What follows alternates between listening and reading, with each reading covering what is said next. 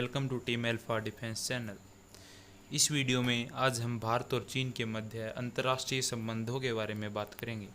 भारत और चीन के मध्य व्यापक तौर पर बातचीत की शुरुआत भारत की स्वतंत्रता मतलब 1947 और चीन की कम्युनिस्ट क्रांति मतलब 1949 के बाद हुई। 1 अप्रैल 1950 को भारत ने राजनयिक संबंध स्थापित किए। के.एम. पेनिकर को चीन में भारत का पहला राजदूत नियुक्त किया गया। भारत चीन के जनवादी गणराज्य के साथ संबंध स्थापित करने वाला पहला गैर साम्यवादी देश था। हिंदी चीनी भाई भाई उस समय से एक आकर्षक कहानी बन गई और द्विपक्षीय आदान प्रदान प्रारंभ हो गया। अक्टूबर 1951 तक चीन ने तिब्बत को लेकर इरादे जाहिर कर दिए। सीमा पार कर चीनी सेना लहासा की ओर बढ़ने लगी। 1951 में चमदों के गवर्नर को मजबूर किया गया कि वह तिब्बत पर चीन का आधिपत्य स्वीकार करे। चीन ने तिब्बत पर आक्रमण कर वहां कब्जा कर लिया। तब भारत और चीन में आपस में सीमा साझा करने लगे और दोनों पड़ोसी देश बन गए। भारत के प्रथम प्रधानमंत्री पंडित जवाहरलाल नेहरू एक स्वतंत्र तिब्बत के पक्ष में थे, तो जाहिर सी बात है कि भारत और तिब्बत के मध्य आध्यात्मिक संबंधों से चीन के लिए चिंता का विषय था। मई 1954 में चीनी प्रधानमंत्री झोउ इनलाई ने भारत का दौरा किया। चीन और भारत के संयुक्त वक्तव्य पर हस्ताक्षर किए और शांतिपूर्ण सह अस्तित्व मतलब पंचशील के प्रमुख सिद्धांतों की संयुक्त रूप से वकालत की। उसी वर्ष भारतीय प्रधानमंत्री नेहरू ने चीन का दौरा किया। वह एक गैर साम्यवादी देश की सरकार के पहले प्रमुख थे जिन्होंने पीपल्स रिपब्लिक ऑफ चाइना की स्थापना के बाद चीन का दौरा किया था। साल भर भी नहीं बीते थे कि चीन ने इन्हीं सिद्धांतों का उल्लंघन करना शुरू किया। अपने मानवाधिकार और आधिकारिक मानचित्र में चीन ने भारत की उत्तरी सीमा को एक हिस्से को अपना बताना शुरू कर दिया। नवंबर 1956 में चीन के तत्कालीन शासक झोई इनलाउ भारत आए। सितंबर 1957 में भारत के तत्कालीन उपराष्ट्रपति सर्वपल्ली राधाकृष्णन चीन गए। इसी बीच संबंध बिगड़ने लगे। चीन ने भारत के कुछ हिस्सों पर अपना हक जताना शुरू कर दिया। झोउ ने 23 जनवरी 1959 को कहा कि लद्दाख और नेपाल का करीब 40,000 मील का क्षेत्र चीन का है। 3 अप्रैल 1959 को तिब्बती लोगों के आध्यात्मिक और लौकिक प्रमुख दलाई लामा कई अन्य लोगों के साथ लहासा से भागने के लिए और भारत आ गए। भारत ने उन्हें शरण दी। इससे चीन बिदक गया। इसके पश्चात चीन ने भारत पर तिब्बत के पूरे हिमालयी क्षेत्र में विस्तारवाद और साम्राज्यवाद के प्रसार पर आरोप लगा दिया।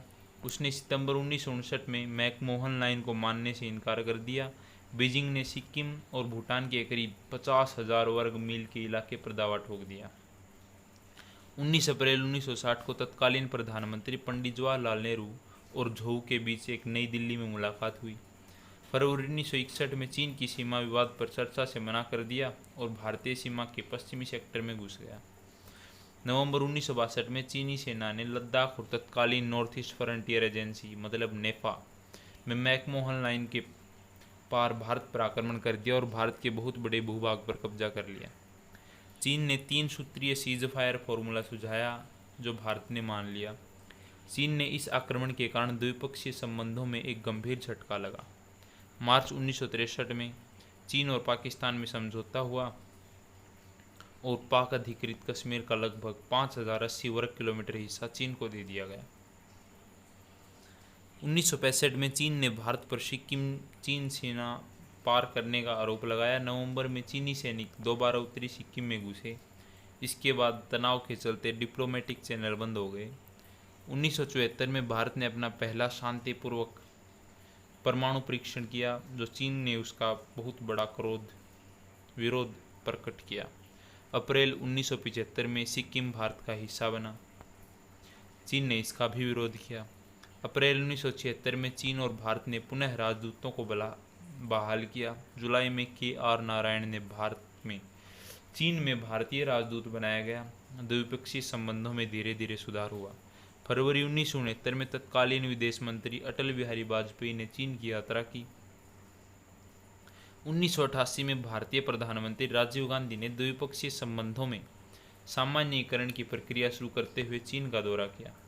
दोनों पक्षों ने लुक फॉरवर्ड के लिए सहमति व्यक्त की और सीमा के प्रश्न के पारस्परिक रूप से स्वीकार्य समाधान की मांग करते हुए अन्य क्षेत्रों में सक्रिय रूप से द्विपक्षीय संबंधों को विकसित किया। 1991 में चीन के सर्वोच्च नेता पेंग ने भारत का दौरा किया। 31 साल बाद चीन का कोई नेता भारत आया था। 1992 में भारतीय राष्ट्रपति आर वेंकटरमन ने चीन का दौरा किया। वह पहले राष्ट्रपति थे जिन्होंने भारत गणराज्य की स्वतंत्रता के बाद से चीन का दौरा किया था। सितंबर 1993 में तत्कालीन पीएम पीवी नरसिम्हा राव भारत से चीन गए। अगस्त 1995 में दोनों देश ईस्टर्न सेक्टर के समुद्रोंगचू घाटी से सेना पीछे हटाने को राजी हो गए। नवंबर 1996 में चीनी राष्ट्रपति जियांग जेमिन भारत आए। मई 1998 में भारत ने दूसरा पोखरण में परमाणु परीक्षण का भी चीन में प्रयोग कर लिया, जिसका भी चीन ने पूरा विरोध किया। अगस्त 1998 में ही लद्दाख कैलाश मानसरोवर रूट खोलने पर आधिकारिक रूप से सहमति और बातचीत शुरू हो गई। जब कारगिल युद्ध हुआ तो चीन ने किसी का साथ नहीं दिया। युद्ध खत्म होने पर चीन ने भारत से दलाई लामा की गतिविधि रोकने को कहा था कि द्विपक्षीय संबंध सुधरें, मगर भारत ने ऐसा नहीं किया। नवंबर 1999 में सीमा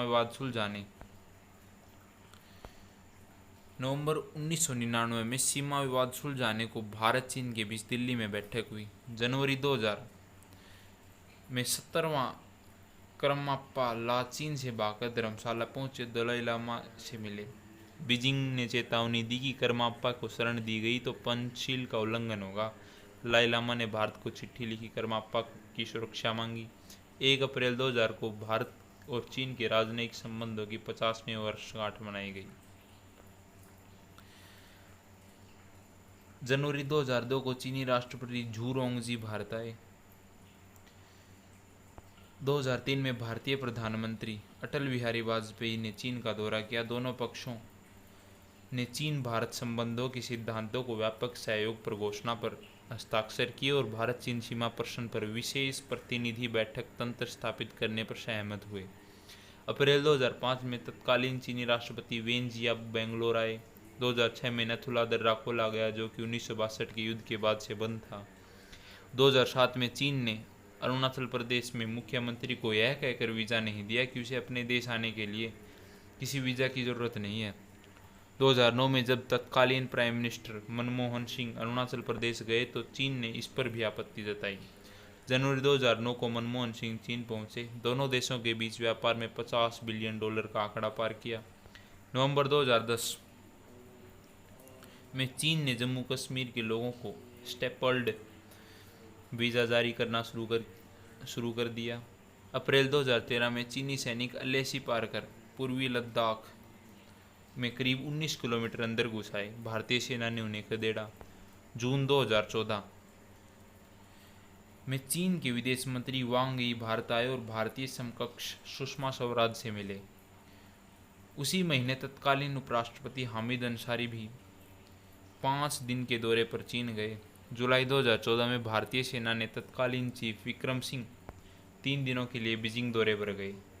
उसी महीने ब्राज़ील में हुई ब्रिक्स देशों की बैठक में पीएम मोदी और चीनी राष्ट्रपति शी जिनपिंग की पहली मुलाकात हुई। दोनों ने करीब 80 मिनट तक बातचीत की। सितंबर 2014 में शी जिनपिंग भारत आए। नरेंद्र मोदी ने प्रोटोकॉल तोड़कर अहमदाबाद में उनका स्वागत किया। चीन ने 5 साल के भीतर भारत में $20 बिलियन से ज़्यादा निवेश करने का वचन दिया। फरवरी 2015 में सुषमा स्वराज ने चीन की यात्रा की और वहां पर शी जिनपिंग से मिली। मई 2015 में भारत प्रधानमंत्री मोदी का पहला चीन दौरा हुआ। अक्टूबर में जिनपिंग और मोदी की मुलाकात गोवा में ब्रिक्स देशों की बैठक में हुई। जून 2017 में भारत को शंघाई कोऑपरेशन ऑर्गेनाइजेशन का पूर्ण सदस्य बना दिया गया। मोदी ने जिनपिंग से मुलाकात की और इसके लिए उनका धन्यवाद किया। 2018-19 में राष्ट्रपति शी जिनपिंग ने वुहान, चीन और महाबलीपुरम, भारत में भारतीय प्रधानमंत्री नरेंद्र मोदी के साथ अनौपचारिक बैठक की। तो 2019 के अंतिम महीनों में चीन के वुहान शहर से एक वायरस निकला, जिससे आप सभी अच्छी तरह से परिचित हैं, जिसे वुहान वायरस, कोरोना वायरस के नाम से जाना जाता है। और इससे आगे की स्थिति आप लोगों के सामने है।